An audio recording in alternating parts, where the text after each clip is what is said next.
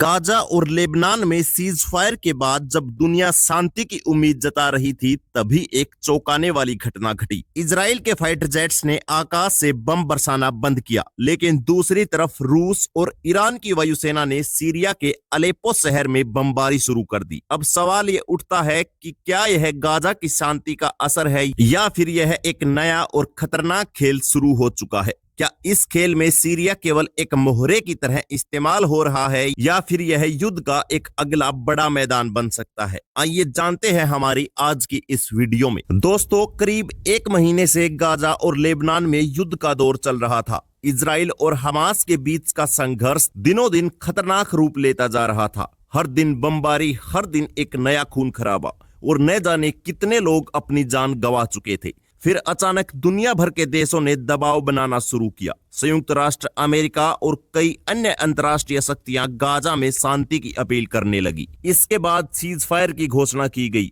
और वह क्षण आया जब गाजा के लोग एक साथ राहत की सांस ले रहे थे। लेकिन क्या यह शांति सच में स्थायी है? गाजा में कुछ वक्त के लिए शांति तो हो सकती है, लेकिन क्या यह शांति उसी तरह बरकरार रहेगी? गाजा में संघर्ष थमने के बावजूद सीरिया के आकाश में तूफान उठ चुका है। रूस और ईरान के फाइटर जेट्स ने मिलकर सीरिया के अलेप्पो शहर को निशाना बनाना शुरू कर दिया। यह मामला रात के अंधेरे में हुआ। अलेप्पो, जो कभी सीरिया का सांस्कृतिक और आर्थिक केंद्र था, अब बमबारी से तबाह हो चुका है। लेकिन अलेप्पो का महत्व सिर्फ इस शहर के ऐतिहासिक और सांस्कृतिक कारणों से नहीं है, यह रूस और ईरान के लिए एक रणनीतिक स्थल बन चुका है। रूस, जो सीरिया में अपने सैन्य अड्डों को मजबूत करना चाहता है, और ईरान, जो इस क्षेत्र में अपनी शक्ति बढ़ाना चाहता है, दोनों मिलकर इस शहर को अपनी प्रभावशाली रणनीति के तौर पर इस्तेमाल कर रहे हैं। क्या यह हमला केवल सैन्य ठिकानों को निशाना बनाना था या फिर यह हमला एक तरह से इजराइल और पश्चिमी देशों के लिए एक चेतावनी था? अब सवाल यह है कि रूस और ईरान का यह गठजोड़ आखिर किस दिशा में जा रहा है? क्या ये दोनों देश मिलकर किसी बड़े लक्ष्य को साध रहे हैं या फिर यह सिर्फ अपने अपने रणनीतिक हितों की पूर्ति के लिए हो रहा है?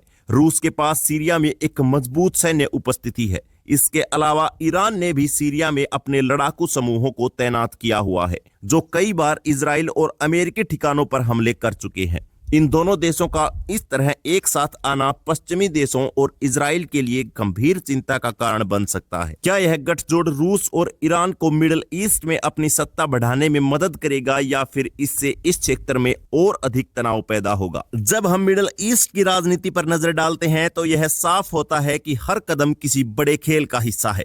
गाजा की शांति और सीरिया के संघर्ष के बीच कोई सीधा कनेक्शन नहीं दिखता, लेकिन फिर भी एक कड़ी जुड़ी हुई है। रूस और ईरान का यह गठजोड़ मिडिल ईस्ट के लिए एक खुली चुनौती बन सकता है, और अब सीरिया में जो हो रहा है वह पश्चिमी देशों के साथ साथ इजराइल को भी एक संदेश दे रहा है। क्या इजराइल इस बढ़ते खतरे को देखकर सीरिया में अपनी रणनीति बदलने के लिए मजबूर होगा या फिर अमेरिका इस संकट को हल करने के लिए सीरिया में सैन्य दखल देगा? यह तो आने वाला वक्त ही बताएगा। लेकिन गाजा की शांति और सीरिया के संघर्ष के बीच का यह अंतर हमें यह सोचने पर मजबूर करता है कि क्या वाकई में मिडिल ईस्ट में शांति आ सकती है? क्या ईरान और रूस का यह गठजोड़ सिर्फ एक शुरुआत है या फिर यह एक नए युद्ध की ओर बढ़ रहा है? आपके इसके बारे में क्या विचार हैं कि गाजा की शांति स्थायी रहेगी या फिर हमें एक और संघर्ष का सामना करना होगा? अपनी राय हमें नीचे कमेंट बॉक्स में जरूर दें। जय हिंद, जय भारत, धन्यवाद।